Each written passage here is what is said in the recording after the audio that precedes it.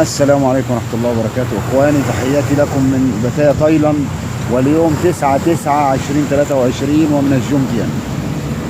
الامور تسير على ما يرام، وكل اللي بتسمعوه ده اشاعات.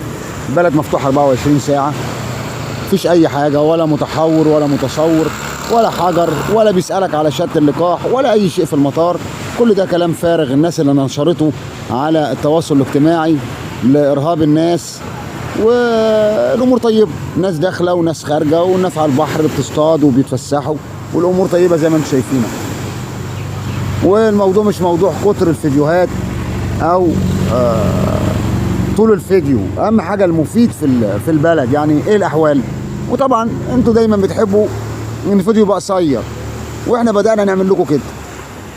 الاحوال في البلد على ما يرام، مفيش اي شيء، واي حاجه تسمعوهم هي الا كذب واقاويل، ناس هي اللي بتخترعها، وناس مش عارف ايه مصلحتها ان